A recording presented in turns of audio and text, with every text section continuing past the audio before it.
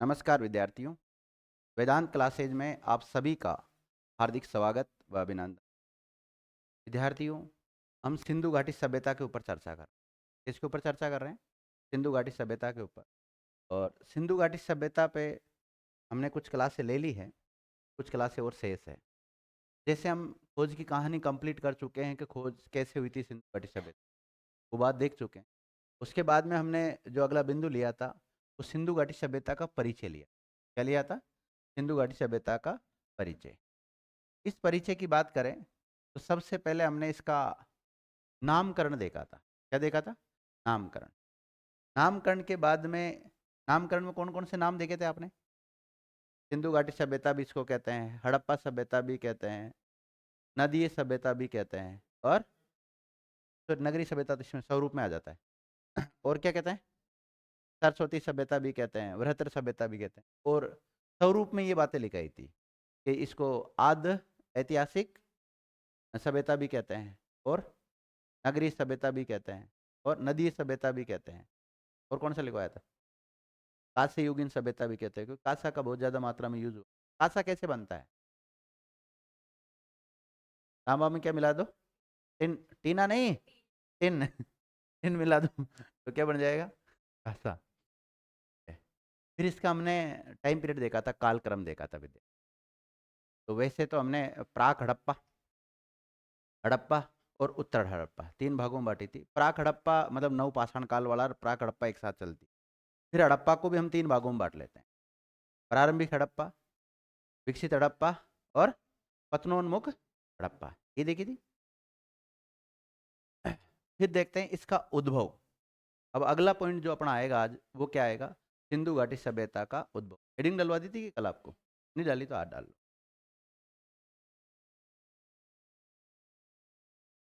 उद्भव।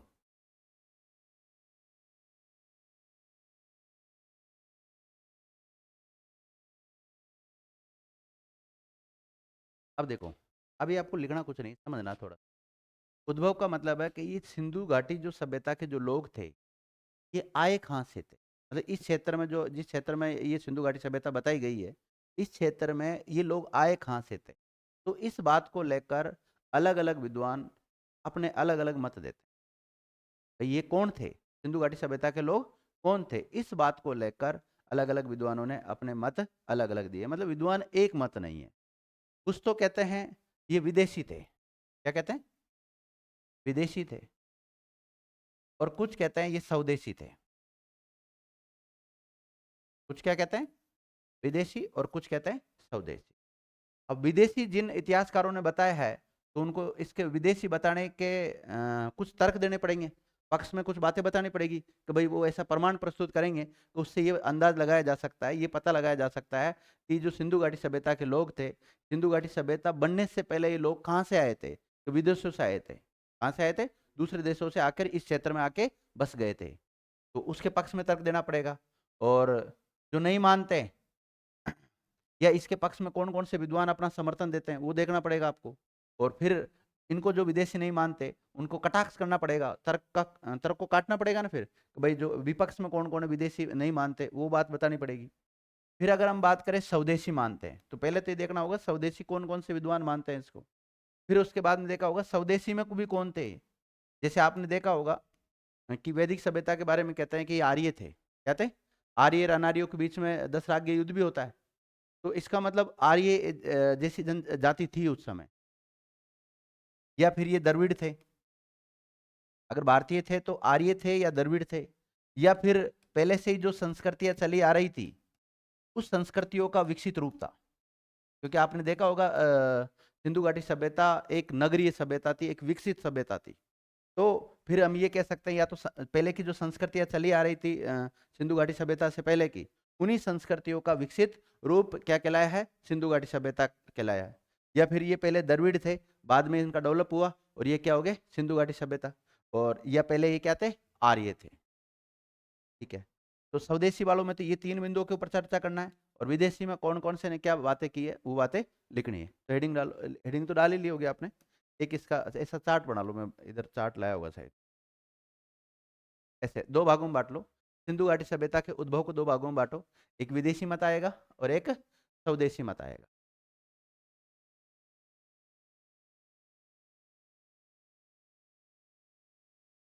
यानी कि उद्भव के संबंध में मुख्य रूप से दो मत मिलते हैं, एक तो कौन सा, विदेशी मत, और एक स्वदेशी मत। विदेशी मत में तो पक्ष और विपक्ष की बात करेंगे हम, और स्वदेशी में बात करेंगे कि ये आर्य थे, द्रविड़ थे, या प्राचीन संस्कृतियों का ही कोई विकसित रूप था। मतलब इस उद्भव में हमें इन इन पॉइंट्स के ऊपर चर्चा करनी है।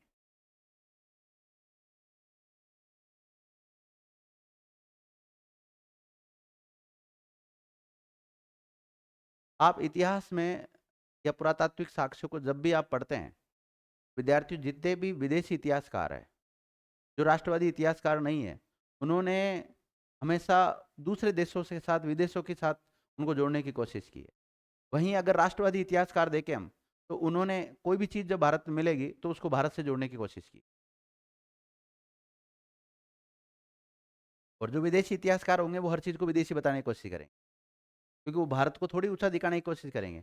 ऐसा होता है। हालांकि एक इतिहासकार को, एक विद्वान को इस प्रकार का अपना एक पक्षपात नहीं करना चाहिए, निष्पक्ष होके वो इतिहास लिखना चाहिए, ताकि जो भावी पीढ़ियां हैं वो उनको सही ज्ञान हो सके, सही इतिहास की जानकारी, भ्रमित इतिहास ना मिले उनको। अब माना कि मेरे में राष्ट्रवादी भावना कूट कूट कर भरी हुई है और मैं इतिहास लिखता हूँ, तो मैं तो मेरे देश के बारे में ज़्यादा बड़ा चढ़ाकर लिखूंगा कि नहीं लिखूंगा।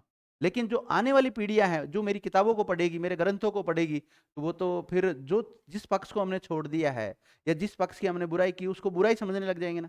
जैसे आपने एक मानव की प्रवृत्ति भी होती है विद्यार्थियों, जैसे मैं कहता हूँ कोई एक ऐसा व्यक्ति है, ए नाम का व्यक्ति, जिसको आपने कभी देखा ही नहीं, ए नाम का व्यक्ति जिसको आपने कभी देखा ही नहीं, और मैं कहता हूँ मेरा ए नाम का मित्र है, वो बहुत ऐसा फलाना ढिकड़ा, मतलब उसके बहुत ज्यादा बुराई करता हूँ मैं। ठीक है, तो आपके मन मस्तिष्क में क्या हो जाएगी कि यार वो इंसान कैसा है, बुरा है। और जिस दिन वो मेरे पास यहाँ पे आएगा, तो आप इतना गुस्से पे देखोगे उसको मार दो जैसे, मतलब जिस माने कि उसने ऐसे बुरी बहुत ज्यादा कांड कर रखे हैं, तो आपको खुद को गुस्सा आने लग जाएगा उसके ऊपर, बल्कि आपने देखा ही नहीं कि ये मानव है कैसा। आप उससे मिले थोड़ी हो, आप उसके साथ रहे थोड़ी हो, लेकिन अब मैंने उसके बारे में गलत बातें बोली तो आपके माइंड में क्या हो गया, गलत बातें छप गई। और माना कि मैंने उस व्यक्ति के बारे में बहुत बड़ाई की, बहुत अच्छा व्यक्ति है, वो है फलाना ढिगड़ा, तो जैसे वो आएगा उसके प्रति आपका सम्मान स्वतः ही बढ़ जाएगा, बढ़ेगा नहीं बढ़ेगा। तो ऐसे हमारे इतिहास के प्रति है। इतिहास को अगर आप राष्ट्रवादी इतिहासकारों के अनुसार देखोगे, तो वो हमारे राष्ट्र के बारे में ज़्यादा लिखते हैं। जो राष्ट्रवादी इतिहासकार नहीं है, साम्यवादी इतिहासकार है, वो दूसरे देशों के बारे में ज़्यादा लिखते हैं। तो मैं तो कहता हूँ इतिहासकार को एक निष्पक्ष होकर इतिहास लिखना चाहिए, ताकि वास्तविकता का पता लग सके।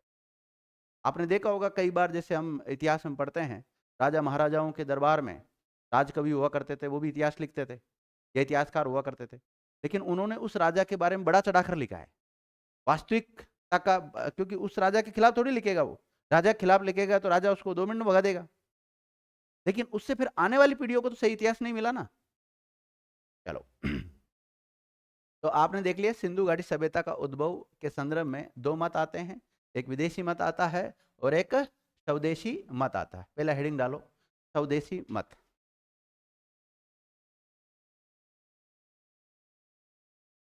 Sorry sorry sorry sorry sorry sorry, विदेशी मत लिखना, पहले कौन सा लिखना है, विदेशी मत।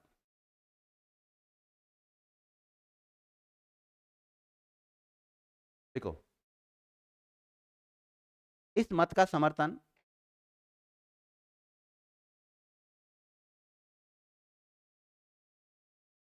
John Marshall,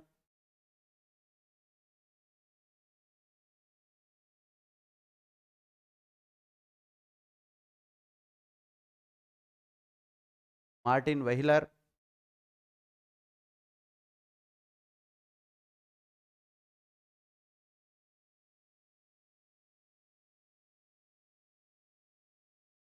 Gordon child,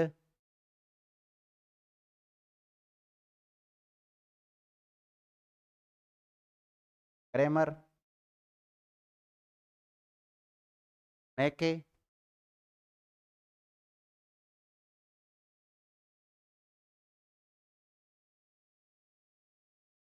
D Kosambi,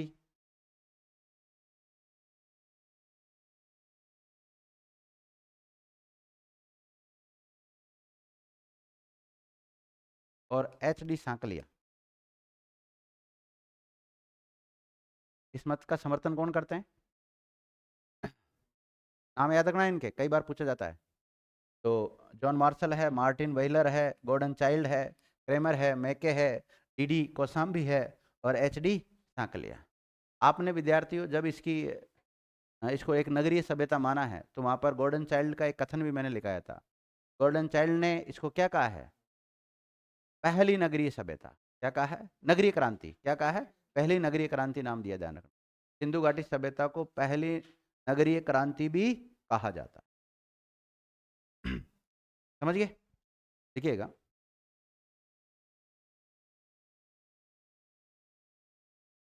इस विदेशी मत के अनुसार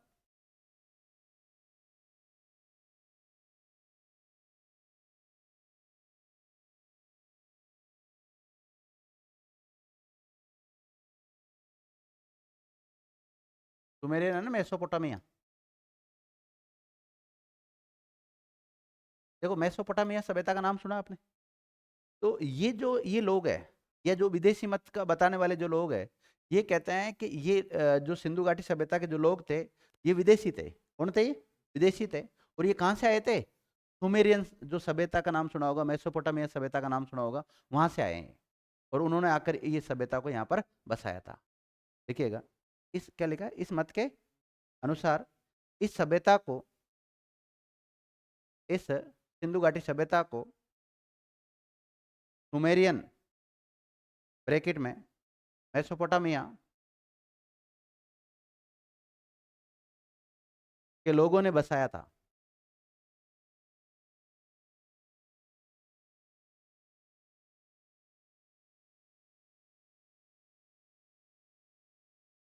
किसने बसाया था? सुमेरियन या मेसोपोटामिया के लोगों ने आकर बसाया था। यानी वो आकर बस गए थे यहाँ पर, इस क्षेत्र में। फिर बाद में ये संस्कृति कैसी हुई, डेवलप हुई, और इसको सिंधु घाटी सभ्यता नाम दे दिया। सिंधु घाटी सभ्यता के लोग विदेशी थे। विदेशी में कौन कौन से व्यक्ति सपोर्ट करते हैं कि भाई ये विदेशी थे, तो उनका नाम मैंने लिखा दिया। और कहाँ से आए थे? ये सुमेरियन से आए थे, या मेसोपोटामिया की जो सभ्यता थी वहाँ के लोग इस क्षेत्र में आकर बस गए। अब केवल कहने से कुछ नहीं होता, ये दर्शन नहीं है। दर्शन में आप जो कह देते हो वो मान लिया जाएगा, लेकिन ये इतिहास है, इसमें साक्ष्य चाहिए। क्या चाहिए? साक्ष्य चाहिए, प्रमाण चाहिए। नहीं तो फिर प्रमाण नहीं दोगे तो आप वो इतिहास ही नहीं रहेगा। इतिहास किस में चेंज हो जाता है? दर्शन में चेंज हो जाता है। इतिहास और दर्शन में यही अंतर है। दर्शन में आपको प्रमाण देने की आवश्यकता नहीं है, और इतिहास में आपको प्रमाण देने की आवश्यकता पड़ती। देखिएगा, इन्होंने अपने पक्ष में तर्क दिए हैं कि, इन्होंने, ये जो विद्वान है ना, देखिएगा नोट डाल के, इन्होंने अपने पक्ष में तर्क दिए है कि, मैंने आपको इस चार्ट में बताया था विद्यार्थियों, ये विदेशी मत में हम, इन्होंने अपने पक्ष में जो तर्क दिए हैं वो पढ़ेंगे, और जो विपक्ष वालों ने जो तर्क दिए हैं वो पढ़ेंगे। समझ जाओगे ना? इन्होंने अपने पक्ष में निम्नलिखित तर्क दिए। पहला लिखो,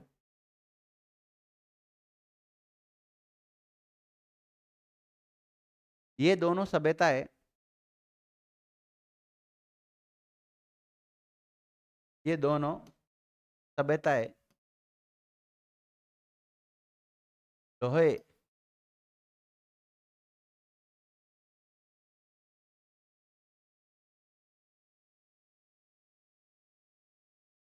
लोहे से अनभिज्ञ थी। लोहे से क्या थी? अनभिज्ञ। देख लिया?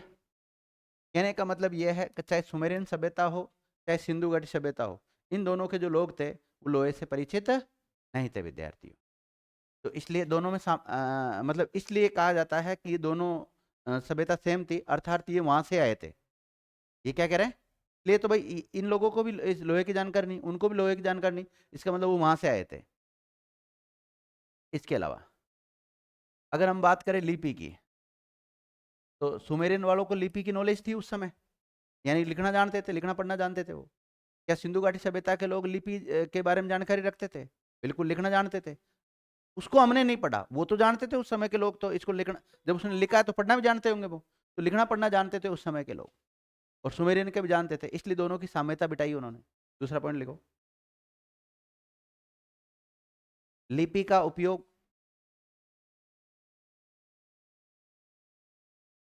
दोनों सभ्यताओं के द्वारा किया गया है। या ऐसे भी लिख सकते थे, दोनों सभ्यताओं के द्वारा किसका उपयोग किया गया है? लिपि का।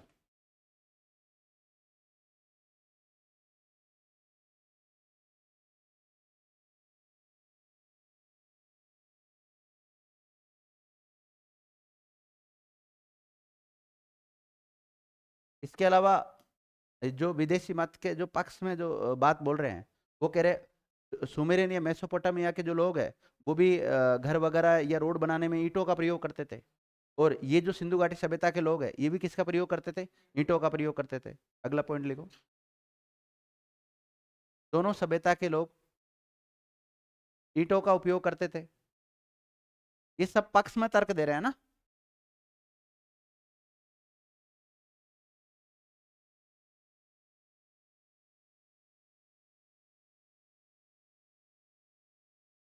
और विद्यार्थियों जब आप इसकी विशेषताएं पढ़ेंगे सिंधु घाटी सभ्यता की, तो इनका जो जल निकासी सिस्टम था वो बहुत शानदार था। जैसे नालियाँ वगैरह बनाते हैं ना अपने शहरों का पानी जैसे नालियों में जाता है, आजकल तो रोड पे आ जाता है। पहले उस समय इतना शानदार तरीके से सुव्यवस्थित तरीके से नगरों को बसा रखा था विद्यार्थियों कि जो पानी होता था, चाहे उसका बरसात का पानी हो, चाहे जो घरों का वेस्टेज पानी निकलता है वो हो, बिल्कुल सिस्टमेटिक नालियों से पानी जाता था। ऐसा पूरा सिस्टम कर रखा था बहुत शानदार तरीके से। तो जल निकासी की व्यवस्था सुमेरियन सभ्यता में भी थी और यहाँ पर भी थी। देखिएगा, जल निकासी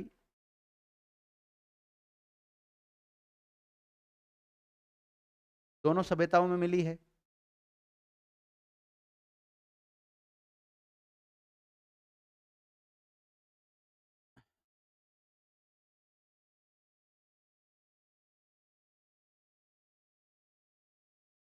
अब देखो, सिंधु घाटी सभ्यता में कांसा का यूज होता था और उस सुमेरियन सभ्यता में भी किसका यूज होता था? कांसा का, यानी दोनों ही कांस्य युगीन सभ्यताएं हैं। तो अगर हम बात करें विद्यार्थियों, तो कांसा का दोनों सभ्यता यूज कर रही है, तो फिर इन विद्वानों जो विदेशी विद्वान है, इन्होंने कहा कि फिर ये दोनों सभ्यता एक ही थी। क्या कहा इन्होंने? देखिए, दोनों सभ्यता के लोग कांसे का प्रयोग करते थे। कांसा धातु है ना, कांसा का प्रयोग करते थे। देख लिया।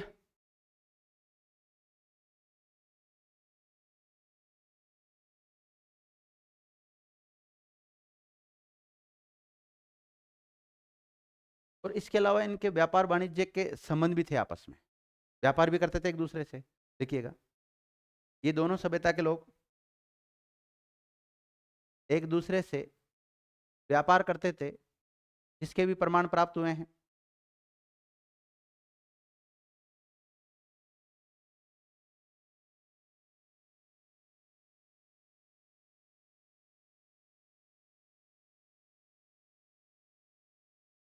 देख लिया।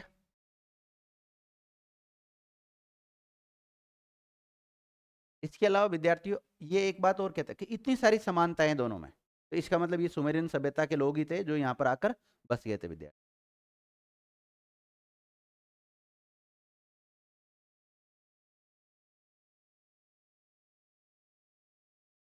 देखो, बलूचिस्तान से बलूचिस्तान से मिले चबूतरे। बलूचिस्तान एक जगह का नाम है ना, पाकिस्तान पड़ता है बलूचिस्तान वर्तमान में। तो बलूचिस्तान ब्रैकेट में पाकिस्तान लिख लेना, पहले तो भारत का हिस्सा ही था। बलूचिस्तान से मिले चबूतरे और मेसोपोटामिया मेसोपोटामिया से मिले जिगुरातो जिगुराते जिगुरातो में समानता है। जिगुरातो में क्या है? समानता है। जिगुरातो क्या है? ये भी एक चबूतरा ही है। मतलब एक चबूतरा ऐसा मिला विद्यार्थियों मेसोपोटामिया में, सेम वैसा का वैसा चबूतरा कहाँ मिला है? बलूचिस्तान में मिला है। और बलूचिस्तान जो केंद्र है विद्यार्थी, सिंधु घाटी सभ्यता का स्थल है। और ये जो मेसोपोटामिया है ये सुमेरियन सभ्यता का स्थल है। तो कहने का मतलब दोनों में एक जैसे स्थल मिल रहे हैं। तो एक जैसी बनावट, एक जगह एक जैसी शैली अगर कहीं पे मिलती है तो उन दोनों की साम्यता बिठाई जाती है। तो इन विद्वानों ने अपने पक्ष में ये तर्क दिए हैं कि भाई दोनों सभ्यताओं में देखो क्या क्या सिमिलरिटी है जाए। अब ये सिमिलरिटी मिल रही तो इस आधार पर ये कहा जा सकता है, क्योंकि विदेशी इतिहासकार या जो भी इतिहासकार है इनका लास्ट में ये सिद्ध करना चाहते हैं कि विदेशी थे, सिंधु घाटी सभ्यता के लोग कौन थे, विदेशी थे। और वहीं अगर हम देखेंगे राष्ट्रवादी इतिहासकार, तो इनको विद्यार्थियों कुछ तो आर्य बताएंगे, कुछ द्रविड़ बताएंगे, मतलब ये स्वदेशी बताने की कोशिश करेंगे। अब फिर स्वदेशी बताएंगे, उनमें भी आपस में लड़ाई हो जाएगी। कोई तो कहेगा आर्य थे, कोई कहेगा द्रविड़ थे, और कोई क्या कहेगा पहले की यहाँ जो संस्कृतियां निवास करती थी, पहले यहाँ इस क्षेत्र में जो लोग निवास करते थे उन्हीं का ही विकसित रूप क्या कहलाया, सिंधु घाटी सभ्यता कहलाया। समझ गए? बोले को मोहनजोदड़ो से आपको पता अन्नागार के भंडार मिले, अन्नागार के साक्ष्य मिले हैं, लिखिएगा मोहनजोदड़ो के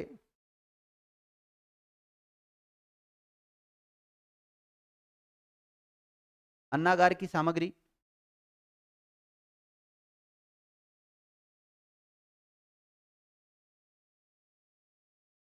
मोहनजोदड़ो सिंधु घाटी सभ्यता का है ना। मोहनजोदड़ो के अन्नागार की सामग्री तथा मेसोपोटामिया मेसोपोटामिया में प्रयुक्त तहतीर तहतीर के प्रयोग में समानता है। मतलब जैसा यहाँ अन्नागार मिला है वैसे ही वहां पर भी ऐसे कैसे क्या मिले, साक्ष्य मिले विद्यार्थियों।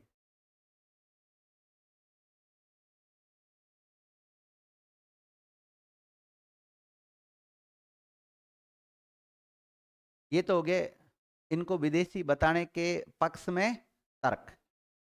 अब हमने कहा था कि ये विदेशी नहीं है, इसके विपक्ष में भी कुछ विद्वान तर्क देंगे। तो ऐसा लिखो, नोट डालो अगला, उक्त विदेशी मत का खंडन निम्न तर्कों के आधार पर किया जा सकता है। इनको जो विदेशी बताया ना, विदेशी बताने का जो पक्ष में जो तर्क दिए हैं उन तर्कों का खंड कैसे किया जा सकता है। तो लिखो, क्या लिखा आपने, उक्त विदेशी मत का खंडन निम्नलिखित तर्कों के आधार पर किया जा सकता है। क्या मेसोपोटामिया के जो लोग हैं उनकी जो लिपि थी क्या उसको पढ़ लिया गया? बिल्कुल पढ़ लिया गया उसको। मेसोपोटामिया क्यों तो पढ़ लिया, लेकिन जो इंडिया में जो मिली है, ये सॉरी भारत की जो सिंधु घाटी सभ्यता की जो लिपि है उसको पढ़ा नहीं गया अभी तक। अभी आपको कुछ नहीं लिखना, अभी केवल मैं समझा रहा हूँ। तो अगर आप देखेंगे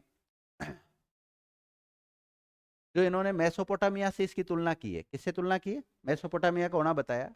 तो अब जो विद्वान है वो कहेंगे मेसोपोटामिया से संबंधित नहीं थे, ऐसा तर्क देंगे। अब तर्क देते हुए कहेंगे वो कि अगर हम लिपि के अनुसार देखें, किसके अनुसार देखें, लिपि के अनुसार देखें, ये सारी समानताएं तो पहले लिखा दी मैंने भाई, कौन कौन सी बातें इस आधार पर कहा जा सकता है कि ये विदेशी थे, ये सारे पॉइंट्स अभी लिखे हैं आपने। अब आप लिखेंगे कि विपक्ष ने कौन कौन से तर्क दिए कि ये विदेशी नहीं थे। तो ये कहता है कि इन दोनों सभ्यताओं की जो लिपि है उसमें भिन्नता है। क्या है? भिन्नता है। कैसी भिन्नता है कि सिंधु घाटी सभ्यता की जो लिपि है वो भावचित्रात्मक लिपि है। कैसी है? भावचित्रात्मक लिपि है। बल्कि जो पोटामिया या सुमेरियन की जो सभ्यता थी उनकी जो लिपि है वो किलाक्षर लिपि है। कैसी है? तो हम लिपि के आधार पर भी दोनों में अंतर कर सकते हैं। के आधार पर? लिपि के आधार पर। क्योंकि जो मेसोपोटामिया उनकी है किलाक्षर। कैसी है? किलाक्षर के रूप में है। और अब यहाँ सिंधु घाटी सभ्यता वालों की कौन सी है? भाव चित्रात्मक लिपि है। तो लिपि में दोनों में अंतर आ गया। फिर एक कैसे हुए? जब एक होते जैसे उनकी किलाक्षर है तो यहाँ भी किलाक्षर होनी चाहिए थी, और यहाँ की भाव चित्रात्मक है तो वहां भी कैसी होनी चाहिए थी? भाव चित्रात्मक। देखो विद्यार्थियों, हर बात के दो पक्ष होते हैं, पक्ष और विपक्ष, तर्क और वितर्क। अब हम वितर्क कर रहे हैं, जो उन्होंने बातें बोली उन बातों का कटाक्ष कर रहे हैं। और कटाक्ष कब करोगे? जब आपको उन दोनों सभ्यताओं की नॉलेज होगी तब। समझिए? लिखो, दोनों सभ्यताओं की लिपि में भिन्नता है। पहला पॉइंट क्या लिखोगे आप? दोनों सभ्यताओं की लिपि में क्या है? भिन्नता, यानी कि दोनों की लिपियां अलग अलग है।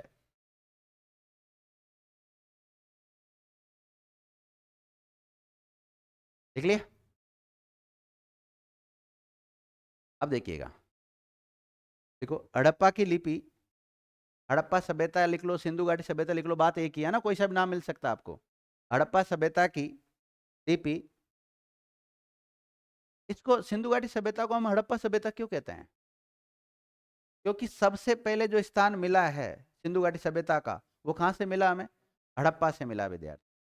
सबसे पहले उसको खोजा, उसकी खुदाई हुई। ध्यान देखिएगा, हड़प्पा क्या लिखा आपने? हड़प्पा सभ्यता की लिपि भाव चित्रात्मक लिपि है।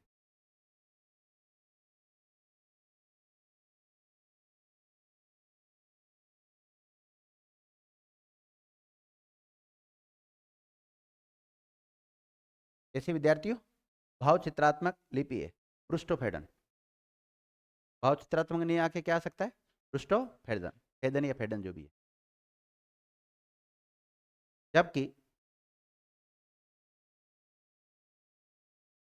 मेसोपोटामिया सभ्यता में, जबकि मेसोपोटामिया लिख लो, सुमेरियन लिख लो, बात एक ही है। जबकि मेसोपोटामिया सभ्यता में तिलाक्षर लिपि का उपयोग किया गया है।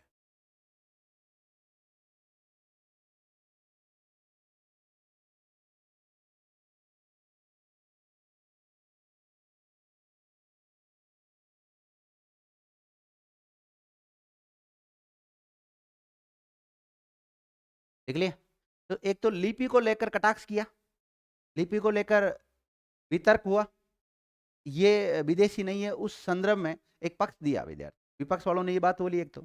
दूसरी बात, जो मेसोपोटामिया सभ्यता है, वहां की जब खुदाई हुई, वहां का जब पता किया, तो वहां पे मंदिर प्राप्त हुए, मंदिर जैसी आकृति। क्या हुए?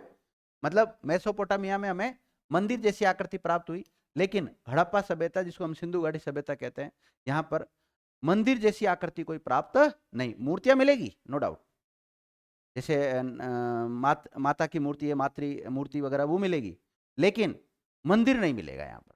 यानी मंदिर जैसा जो ढांचा होता है ना, वैसा कोई साक्ष्य हड़प्पा सभ्यता में प्राप्त नहीं हुआ। ये भी दोनों में अंतर हो गया। देखिएगा, मेसोपोटामिया सभ्यता में, मेसोपोटामिया सभ्यता में मंदिर जैसी संरचना, मंदिर जैसी संरचना प्राप्त हुई है या मिली है, जो भी लिखना, मिली है। लेकिन हड़प्पा सभ्यता में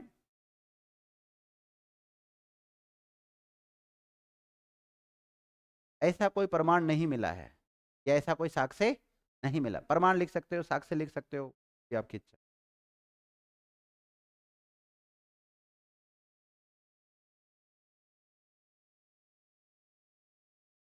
देख लिया?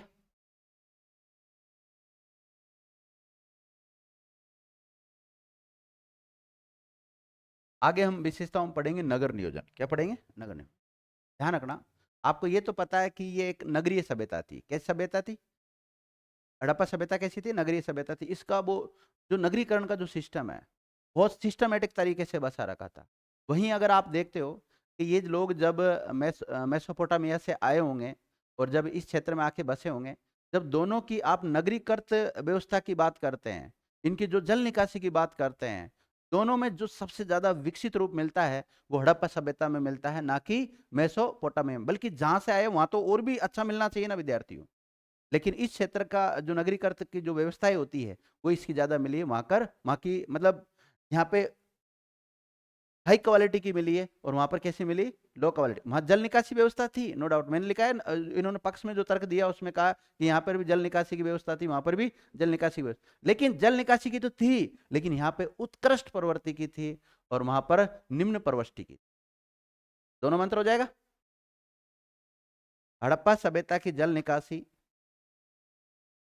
हड़प्पा सभ्यता की जल निकासी और नगर नियोजन। नगर नियोजन का मतलब होता है नगरों को बसाना ना। नगर नियोजन दुनिया में सर्वश्रेष्ठ है।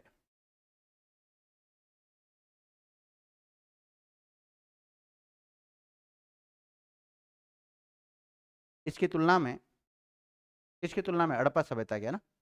इसकी तुलना में मेसोपोटामिया में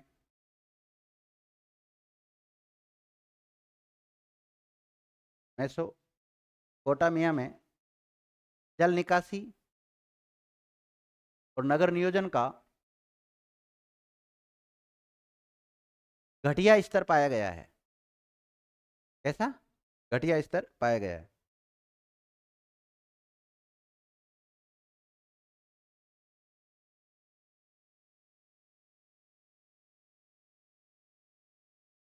अब देखो विद्या, अगर आप मेसोपोटामिया कब्र की बात करते हैं, की बात करते हैं, कब्र जानते हो ना, व्यक्ति मर जाता है उसके बाद में सबको दफनाते हैं, उसको बोलते हैं कब्र।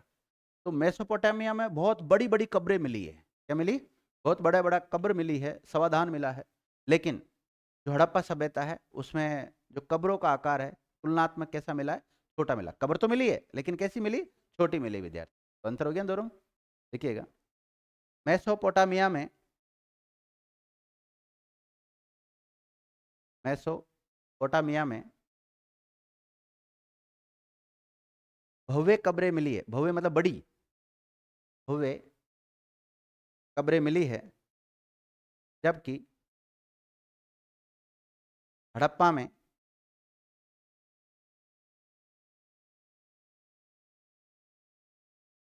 जबकि हड़प्पा में इसका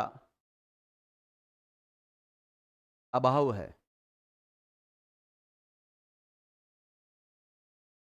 समझ गए? अंतर हो गया। ओके। अब देखो विद्यार्थियों, ये तो बात होगी कब्रों वाली, है ना। ईंटों की जो बात करें, हड़प्पा सभ्यता की जो ईंटें मिली यहाँ पर, चाहे वो कच्ची हो चाहे पक्की हो, लेकिन उनका एक निश्चित आकार है।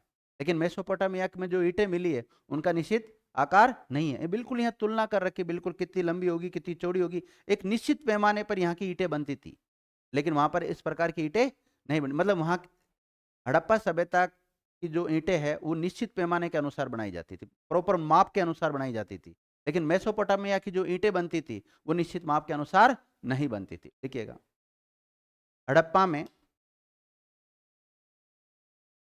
कच्ची व पक्की ईंटें समान पैमाने की होती थी। कैसी होती थी? समान पैमाने की होती थी। जबकि मेसोपोटामिया में, मेसोपोटामिया सभ्यता थी ना, मेसोपोटामिया में इसका अभाव है।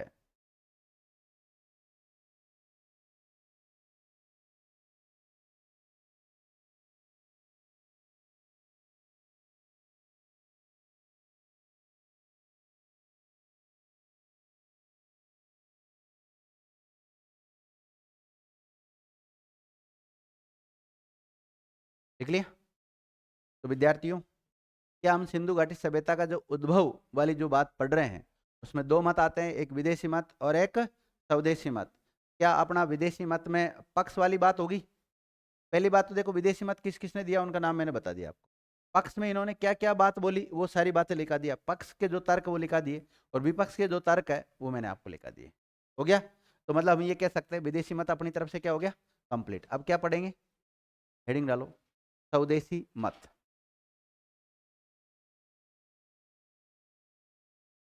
स्वदेशी मत। अब इसमें भी तीन बिंदु आते हैं निकलकर। सिंधु घाटी सभ्यता को आर्यों ने बसाया था, सिंधु घाटी सभ्यता को द्रविड़ों ने बसाया था, या इस क्षेत्र में पहले से ही लोग रहते थे, उन्हीं का ही विकसित रूप क्या कहलाई? सिंधु घाटी सभ्यता कहलाई। विद्यार्थी, तीन आते हैं ना। तो इसमें पहला पॉइंट लिखो आप,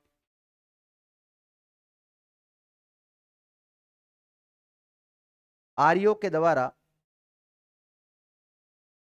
हड़प्पा सभ्यता को बसाया गया। पहला पॉइंट क्या आएगा? आर्यों के द्वारा हड़प्पा सभ्यता को बसाया गया।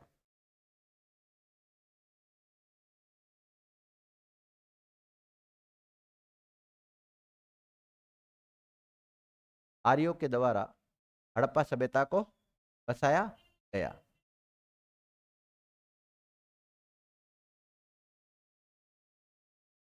देख लिया। और इस पक्ष में कौन कौन से विद्वान है विद्यार्थियों, वो अपनी बात रखते हैं। इस पक्ष के मत में कौन कौन है, तो अपना मत कौन कौन देते हैं, तो उनका नाम लिख लो। बीबी लाल, कौन, बीबी लाल, ब्रजभूषण लाल, लक्ष्मण स्वरूप वत्स, लक्ष्मण स्वरूप। ये भी आता है विद्यार्थी विद्वानों के जो नाम लिखा है ना आपको, जैसे विदेशी मत में लिखाया था, निम्नलिखित में से किसने विदेशी मत का समर्थन किया, किसने स्वदेशी मत का समर्थन किया, ऐसे सवाल ही बनते हैं कई बार, ध्यान रखना आप लोग। लक्ष्मण स्वरूप बस लिख लिया। S R Rao, S R Rao, T N Ramachandran,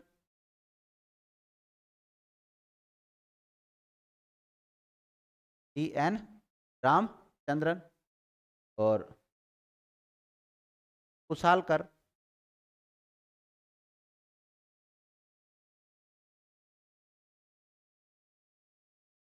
कुशालकर, और के एन शास्त्री।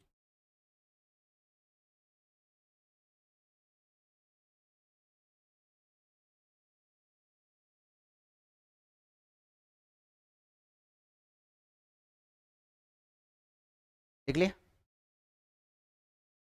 आरपी चंद्रा का नाम नहीं लिखा क्या आप?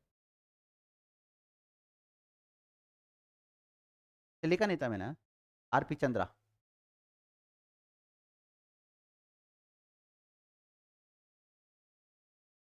लिखिएगा, आरपी चंद्रा,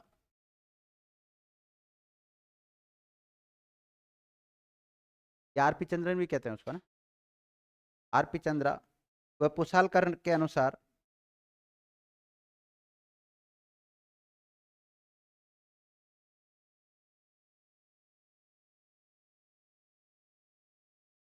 आरपी चंद्रा व पुशालकर के अनुसार ऋग्वेद में उल्लेखित, ऋग्वेद में उल्लेखित असुर ने हड़प्पा सभ्यता का विकास किया।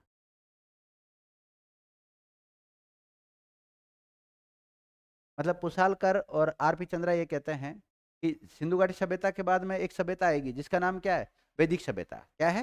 वैदिक सभ्यता। और वैदिक सभ्यता में 4 वेद, ऋग्वेद, यजुर्वेद, सामवेद और अथर्ववेद। तो ऋग्वेद में विद्यार्थियों एक नाम मिलता है जिसका नाम क्या है, असुर। तो कहते हैं कि जो असुर ने जिस सभ्यता का विकास किया था विद्यार्थियों, वही हड़प्पा सभ्यता है। देख लिए। और आप भाई हम क्या लिख रहे हैं कि जो सिंधु घाटी सभ्यता के जो लोग हैं वो क्या थे, आर्य थे। क्या थे? आर्य। और आप जब वैदिक सभ्यता पढ़ेंगे तो उसमें देखा होगा कि वैदिक सभ्यता के जो लोग थे वो मुख्यतः आर्य थे। कौन थे?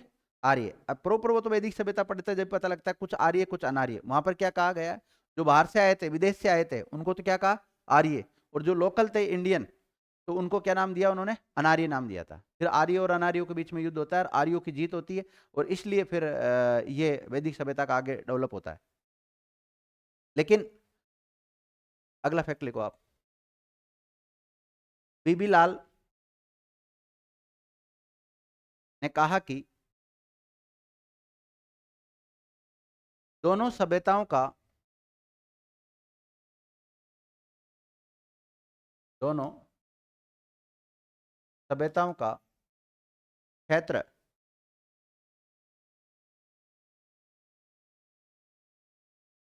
समान था।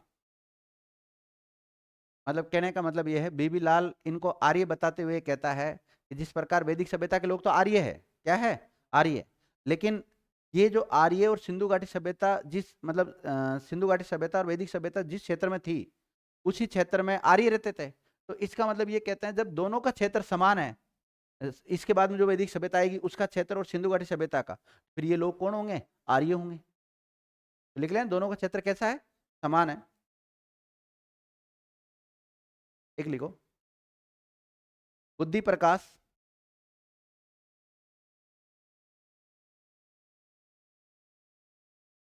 के अनुसार, के अनुसार, बुद्धि प्रकाश का नाम नहीं लिखा कहीं पे।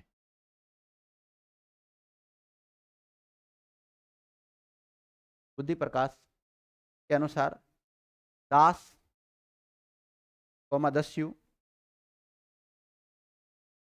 दास दस्यु का उल्लेख ऋग्वेद में मिलता है।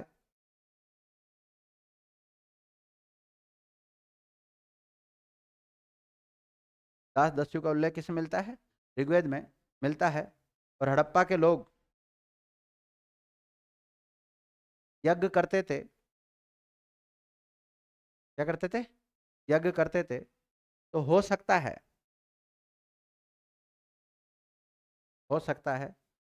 दास दस्युओं ने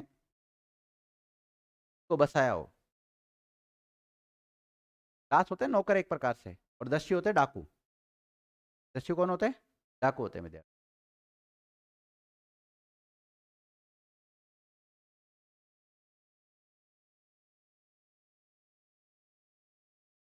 कहने का मतलब यह है विद्यार्थियों, आप समझने की कोशिश करो इसको मैं क्या समझाना चाहता हूँ, कि जो सिंधु घाटी सभ्यता पढ़ रहे हैं हम, क्या पढ़ रहे हैं? सिंधु घाटी सभ्यता, और इसको हम हड़प्पा सभ्यता भी कहते हैं, इतना तो पता ही है आपको।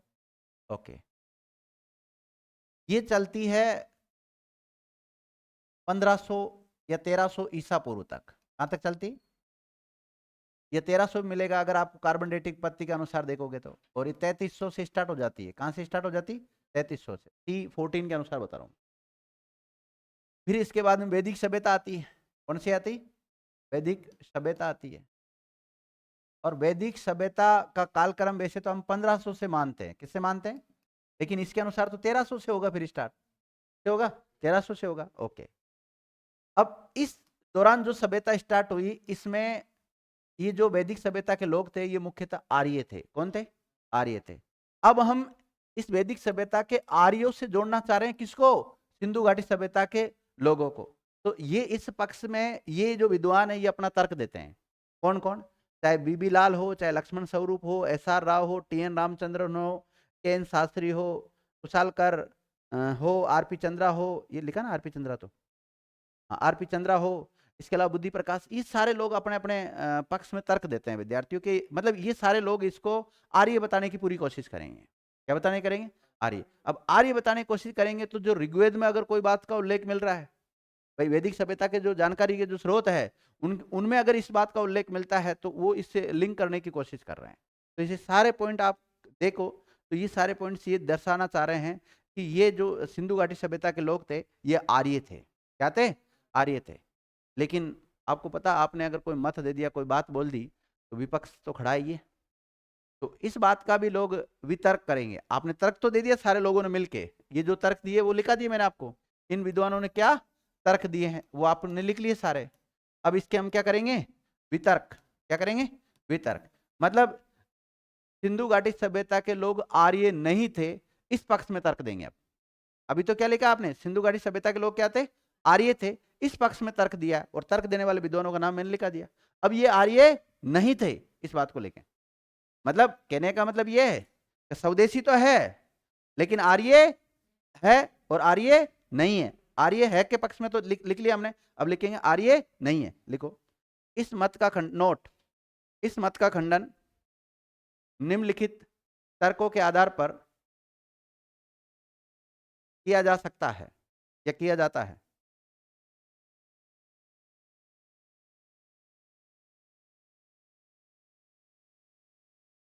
जैसे विद्यार्थियों आपने इसको विदेशी माना था। क्या माना था? विदेशी माना। तो विदेशी माना तो विदेशी मानने वाले लोगों का नाम बताया पहले आपको, किस किसने विदेशी माना।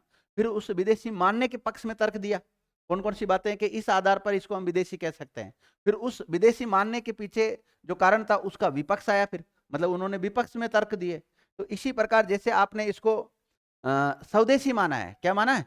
स्वदेशी माना है। लेकिन स्वदेशी में आर्य है, द्रविड़ है, प्राचीन संस्कृतियों का विकसित रूप है, इनमें भी तो लड़ाई होगी आपस में। तो अभी कुछ विद्वानों ने कहा कि ये कौन थे? आर्य थे। अब इसके पक्ष में तर्क दिया, पहले तो आर्य के पक्ष में तर्क दिया, और अब इसका विपक्ष आएगा। अब इसका क्या आएगा? विपक्ष आएगा। मतलब इस आर्य होने की बात का खंडन करेंगे। अब समझ गए? लिखा दूं? देखिएगा, इस मत का खंडन निम्नलिखित तर्कों के आधार पर किया जा सकता है। देखिएगा मैं बताता हूं थोड़ा।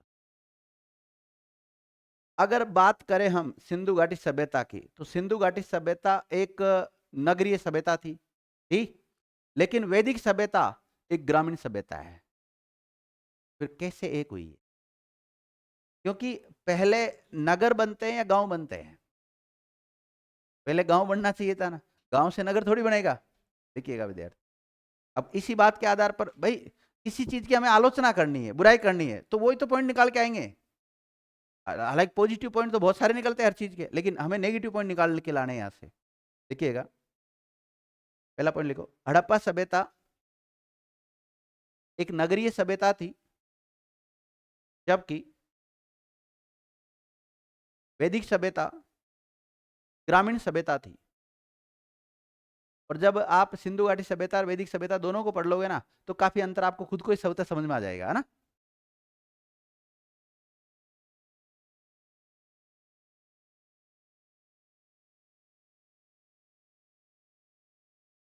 एक तो इस आधार पर दोनों में अंतर किया जा सकता है, तो ये आर्य नहीं होने के तर्क में पक्ष दे रहे हैं। ओके, अब देखिएगा, अगर हम बात करें सिंधु घाटी सभ्यता के समय या हड़प्पा सभ्यता के समय, उस समय का जो व्यक्ति है वो कौन सी धातु का प्रयोग करता था सबसे ज्यादा? कांसे का। किसका करता था? कांसे का। लेकिन वैदिक सभ्यता में सबसे ज्यादा यूज हुआ लोहे का। किसका हुआ? लोहे का। तो हम ये कह सकते हैं सिंधु घाटी सभ्यता एक कांस्य युगीन सभ्यता थी, बल्कि वैदिक सभ्यता एक लोह युगीन सभ्यता थी। अंतर हो गया दोनों में, लिखिएगा।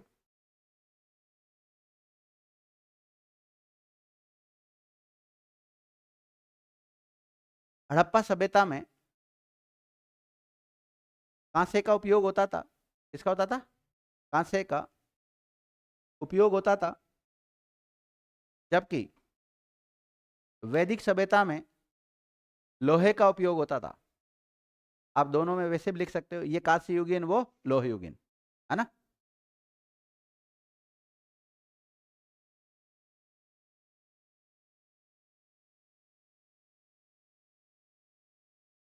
अंतर हो गया दोनों में।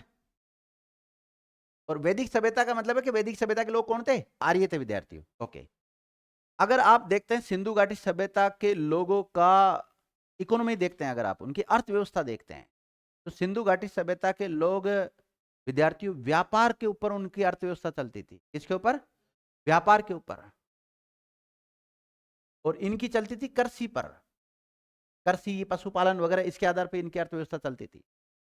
तो दोनों में अंतर हो गया अर्थव्यवस्था को लेकर भी। देखिएगा, जब भी किसी में अंतर करना हो, राजनीतिक सामाजिक आर्थिक, ये पॉइंट डालकर अंतर कर दो। जब भी किसी युद्ध का कारण लिखना हो, सामाजिक आर्थिक राजनीतिक सामाजिक ऐसे कारण बना के लिख दो, परिणाम भी वही लिख दो कि भाई कोई भी युद्ध हुआ तो उसका आर्थिक कारण क्या था, सामाजिक कारण क्या था, व्यापारिक कारण क्या था, ये सारे पॉइंट्स बना दो। जब भी जैसे आप कॉलेज वगैरह का एग्जाम देते हो ना, उनमें इस विशेष ध्यान रखा करो। कुछ चीजें ऐसी होती है, मतलब की पकड़ लो आप हर चीज की, और वो आदमी खुद ही पकड़ पाता है, हमारे कहने से आप नहीं पकड़ोगे। आपको खुद को लग जाएगा कि यार इसमें मेन मेन चीजें क्या है।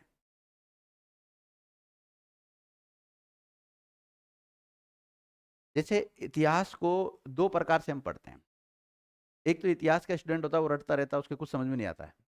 एक बायो का स्टूडेंट हो गया, मैथ का स्टूडेंट हो गया, कॉमर्स का स्टूडेंट हो गया, जो नॉन हिस्ट्री बैकग्राउंड के बच्चे हैं, वो इसको इस प्रकार से पढ़ते हैं, इसके जो पॉइंट है, जो मेन एग्जाम की दृष्टि से कौन कौन से पॉइंट इंपॉर्टेंट है, उसको निकालते हैं।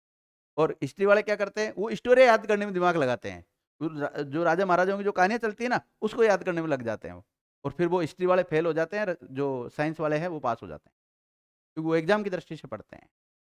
और उनमें दिमाग तो पहले ही उनसे ज्यादा था, तभी तो उन्होंने क्या ली, साइंस मैथ या बायो ली थी। ठीक है, तो ये है कि नहीं। अब आर्ट्स वाले तो शुरू से हम तो कमजोर है इसलिए हम आर्ट्स ले रहे हैं, ऐसा नहीं है।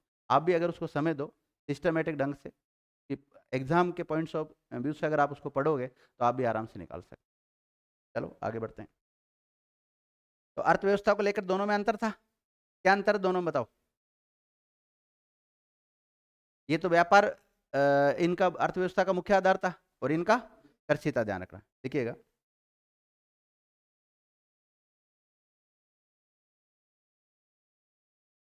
देखिएगा, आपने अभी तक पढ़ा नहीं, हम इसकी धार्मिक व्यवस्थाएं पढ़ेंगे, ये धार्मिक विशेषताएं पढ़ेंगे सिंधु घाटी सभ्यता की। उसमें ये लिंग जो योनि होती है, लिंग योनि की पूजा पाठ पर बल देते हैं। बल्कि वैदिक सभ्यता में लिंग योनि की पूजा पाठ को अ, निंदनीय माना गया है। तो दोनों में अंतर हो गया, देखिएगा। लिंग योनि की पूजा हड़प्पा सभ्यता में की जाती थी, जबकि इसे वैदिक सभ्यता में निंदनीय माना गया है।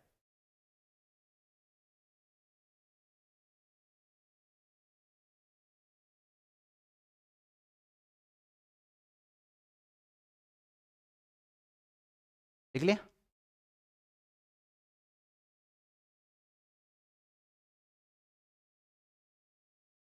अगर बात करें विद्यार्थियों हम मूर्ति पूजा की, किसकी बात करें? मूर्ति पूजा की बात करें,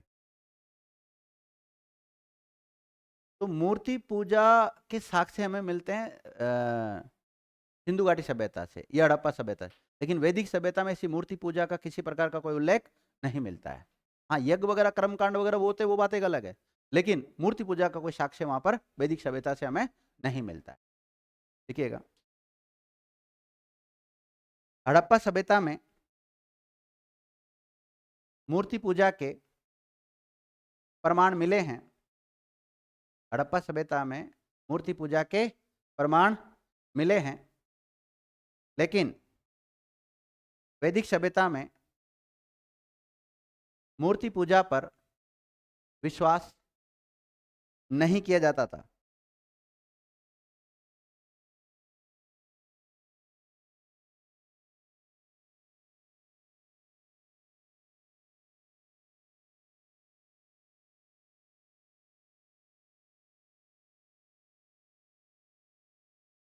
देख लिया?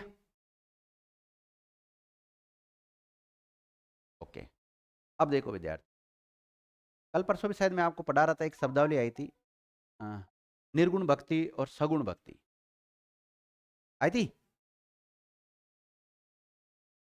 क्या होता है निर्गुण और सगुण? निर्गुण और सगुण क्या होता है?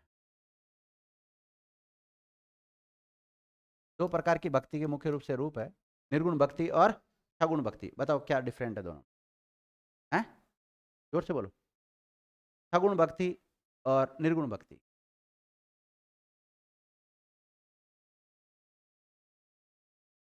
देखो, किसी भगवान को आप मूर्ति स्वरूप में साकार, मूर्ति का मतलब क्या, एक साकार है, आकार है, तो किसी ईश्वर को आप साकार रूप में, मतलब एक आकार के रूप में मानकर अगर पूजा पाठ करते हैं, भक्ति करते हैं, तो उसको क्या बोलते हैं?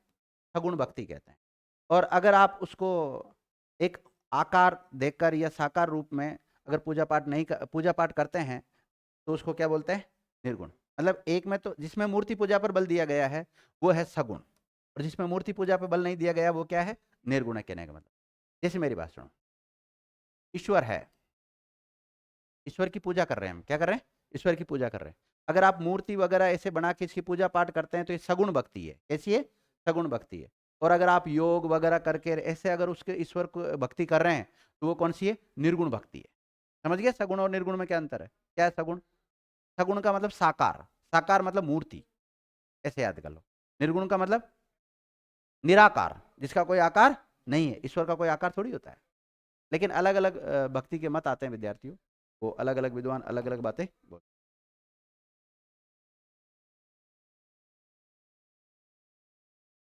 लिख लिया? तो हम क्या लिख रहे हैं अभी तक कि ये आर्य है या नहीं है, के पक्ष में लिखा दिया। अब ये आर्य नहीं थे, इसके पक्ष में लिखा रहा था। कौन सा पॉइंट लिखा लास्ट आपने? ओके, अब देखो, क्या वैदिक सभ्यता के लोग घोड़े से परिचित थे? यस या नो? अगर आपने वैदिक सभ्यता पढ़ी है तो घोड़े से परिचित थे विद्यार्थियों। आपने देखा होगा यज्ञ करते हैं या अश्वमेध यज्ञ वगैरह करते हैं तो घोड़ों की तो जरूरत पड़ती थी विद्यार्थियों। और ये सेनाएं वगैरह रखते थे, रक्षा करते तो सेना में भी घोड़ों की जरूरत पड़ती थी। और गाय इनका पवित्र पशु होता था।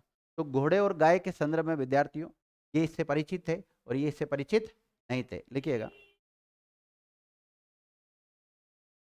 हड़प्पा सभ्यता के लोग, हड़प्पा सभ्यता के लोग घोड़े से परिचित नहीं थे, घोड़े से परिचित नहीं थे, और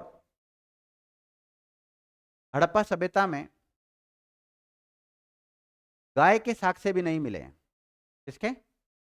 गाय के साक्ष्य भी नहीं मिले हैं। जबकि वैदिक सभ्यता में जबकि वैदिक सभ्यता में घोड़ा सबसे प्रिय पशु था। घोड़ा क्या था? सबसे प्रिय पशु था। और गाय सबसे पवित्र पशु थी।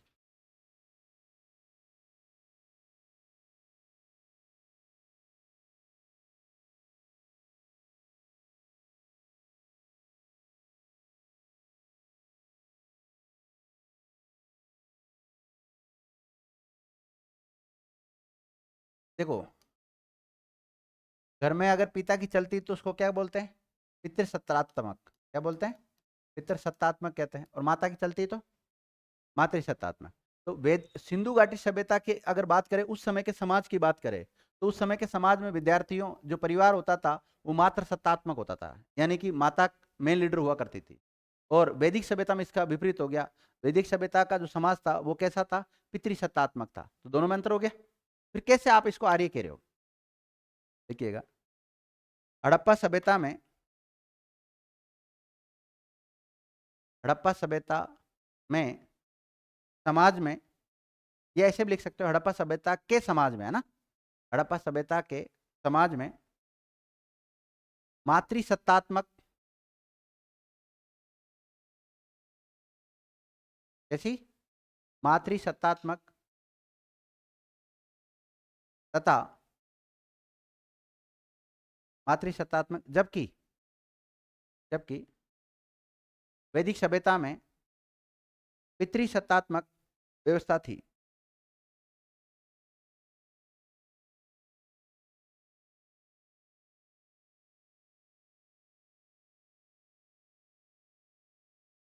देख लिया? इसका मतलब आर्य नहीं थे, हैं? अब देखो और बात बताता हूँ। सिंधु घाटी सभ्यता के लोग, आपने कभी नहीं सुना होगा, सिंधु घाटी सभ्यता के लोग आपस में युद्ध करते थे। मतलब ये शांति प्रिय लोग थे। सिंधु घाटी सभ्यता के लोग कैसे थे? शांति प्रिय लोग थे। लेकिन आपने एक युद्ध का नाम तो सुना ही होगा, ज्यादा नहीं तो दशराग्य युद्ध तो हुआ था। तो मतलब ये युद्ध प्रिय थे। कैसे थे ये? दोनों में अंतर हो गया विद्यार्थी। पक्ष और विपक्ष दोनों आते हैं।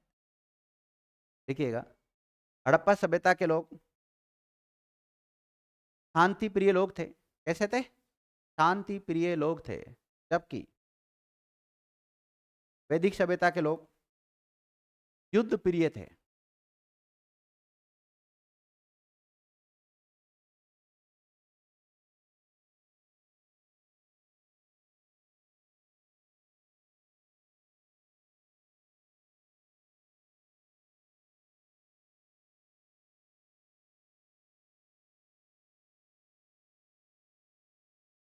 देख लिया?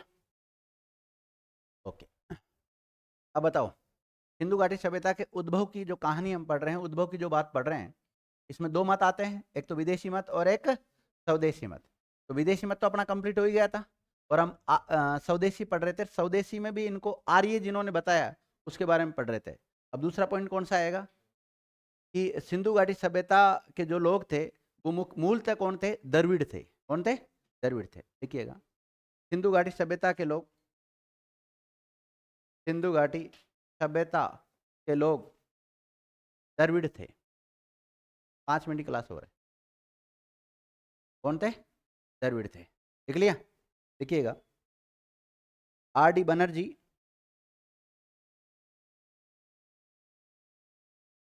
आर डी बनर्जी, राखाल दास बनर्जी, और S K Chatterjee, S K Chatterjee, यानी कि सुनीति कुमार चटर्जी। सुनीति कुमार चटर्जी। एस के चटर्जी का पूरा नाम लिख लो। जब भी किसी इतिहासकार का पूरा नाम बोलता हूं तो लिख लिया करो, क्योंकि एस के चटर्जी नहीं आया तो हमें क्या पता सुनीति कुमार चटर्जी कौन है, इसलिए लिख लिया करो। जिसका पता रहता है उसका तो मैं लिखा देता हूँ, जिसका पता नहीं है वो कभी जब समय मिलेगा तो फॉर्म करके लिखा देंगे। थोड़ी थोड़ी मदद आप, थोड़ी तो आप भी लिख सकते हो।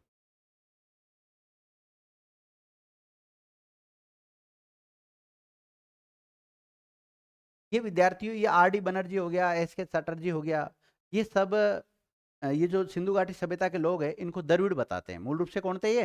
द्रविड़ बताते हैं विद्या। अब द्रविड़ क्यों बताया, किस आधार पर इन्होंने बताया? क्योंकि द्रविड़ों की एक भाषा है जिसका नाम है ब्राहुई। क्या नाम है? ब्राहुई भाषा है। ब्राहुई भाषा और सिंधु घाटी सभ्यताओं की जो लिपि है वो दोनों की लिपि कैसी है? समान सी लगती है। तो फिर इस हिसाब से इन्होंने इनको क्या बताया? द्रविड़ बताया। और इन्होंने कहा कि द्रविड़ मूल रूप से बलूचिस्तान में रहते थे। कहाँ रहते थे? बलूचिस्तान में रहते थे। और उस क्षेत्र में सिंधु घाटी सभ्यता का भी विकास हुआ है। हुआ कि नहीं हुआ? देखिएगा, इनके अनुसार या इन्होंने अपना मत दिया कि इन्होंने are D Banerjee, S K Chatterjee, इन्होंने ना, इन्होंने अपना मत दिया कि द्रविड़ लोगों की भाषा, द्रविड़ लोगों की भाषा ब्राहुई थी। है ये ह, ब्राहुई, ब्राहुई थी। और इसी से हड़प्पा की लिपि भी मेल खाती है।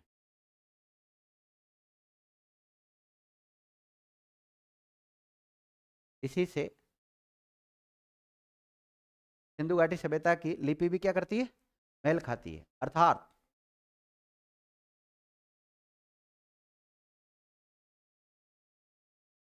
सिंधु घाटी सभ्यता के लोग द्रविड़ थे।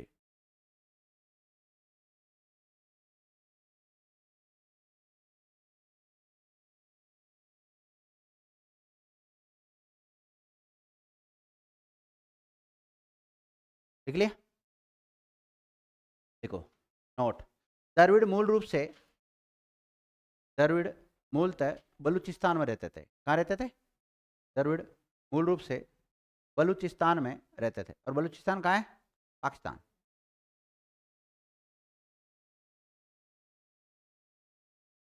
ठीक है। अब अगला पॉइंट कौन सा आएगा विद्यार्थियों? प्राचीन संस्कृतियों का विकसित रूप ही सिंधु घाटी सभ्यता थी, है ना? तीसरा पॉइंट यही है। तीसरा पॉइंट लिखो,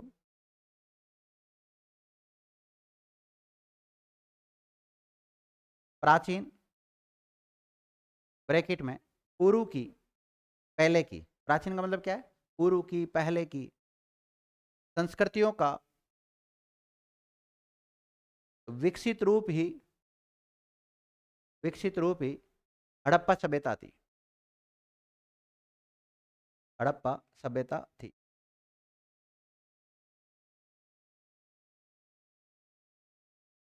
देख लिया? अब इसके पक्ष में कौन कौन से विद्वान हैं जो अपना मत देते हैं?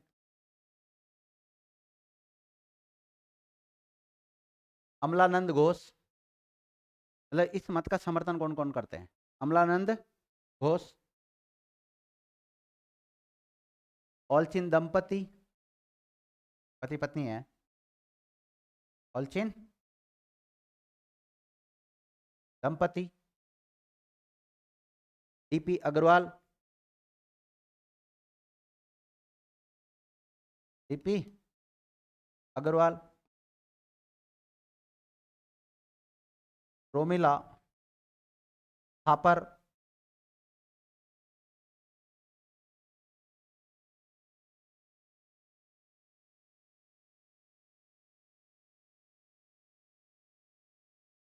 ये मुख्य रूप से इनको प्राचीन संस्कृतियों का विकसित रूप बताते हैं। और बीबी लाल ने क्या बताया? बीबी लाल, लिखा है कि बीबी लाल? क्या बताया था बीबी लाल ने? आर्य बताया है?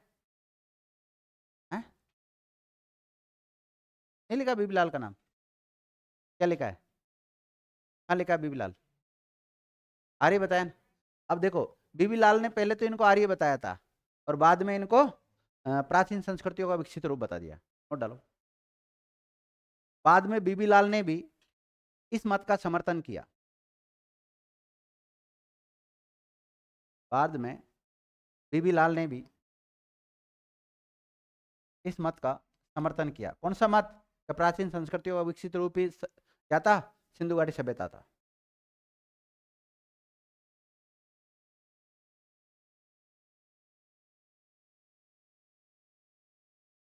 देखो, इस मत के अनुसार, कौन से मत के अनुसार? जो विकसित सभ्यता से ही सिंधु घाटी सभ्यता बनी है। देखिएगा, इस मत के अनुसार राजस्थान की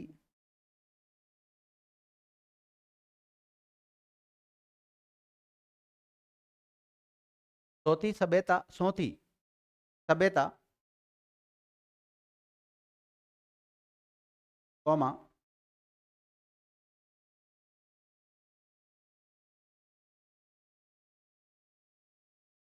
हिंद की सभ्यता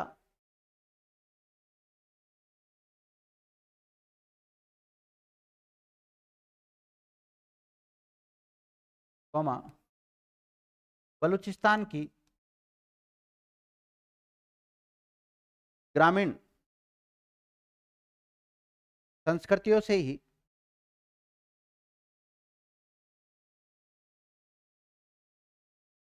हड़प्पा सभ्यता विकसित हुई।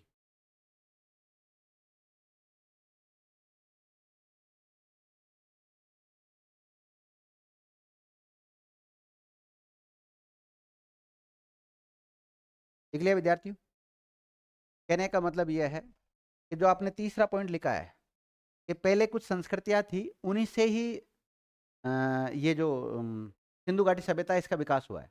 और इस बात का समर्थन कौन कौन करते हैं? अमलानंद घोष, ऑलचिन दंपति, डीपी अग्रवाल, रोमिला थापर, ये सब करते हैं विद्यार्थी। फेयर सर्विस का नाम थोड़ा लिखा था इसमें, फेयर सर्विस का नाम भी लिखो।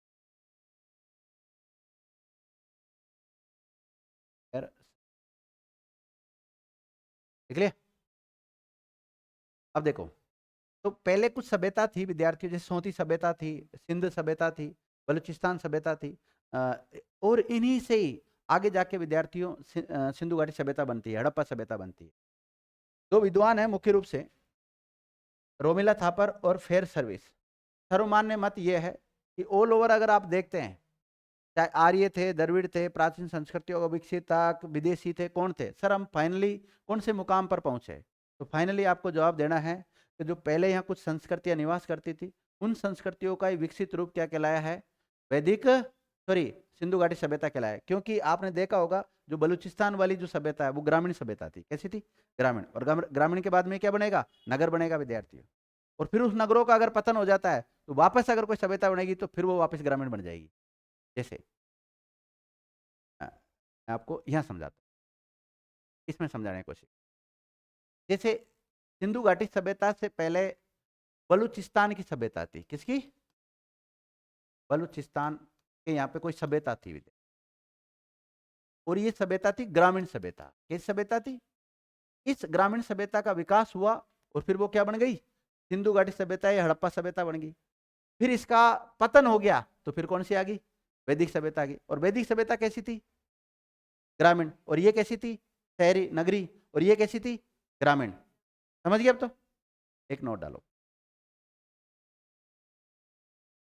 नोट। फेयर सर्विस, लिखा ना अभी नाम? फेयर सर्विस नाम है ये। और रोमिला थापर,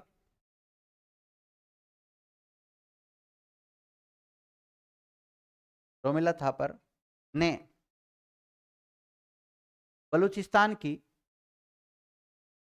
ग्रामीण संस्कृति का उदाहरण दिया है। इसका ग्रामीण संस्कृति का उदाहरण दिया है और कहा कि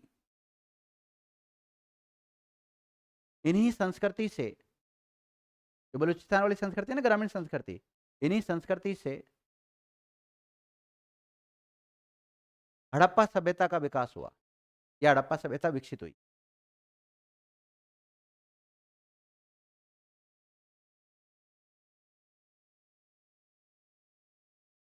देख लिया? इसके अलावा विद्यार्थियों आपने एक लिखा था राजस्थान की सोती सभ्यता। कौन सी लिखी थी?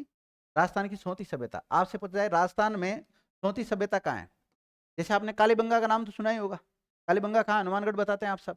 लेकिन सोती सभ्यता राजस्थान में कहाँ है? बीकानेर में। कहाँ है? नोट डाल के लिख लो कहीं वहीं, बीकानेर में। और विद्यार्थियों इसको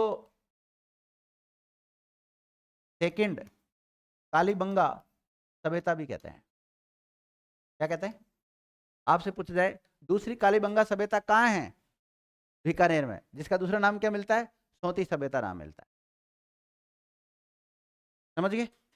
ओके, अब देखिएगा, इधर देखिएगा।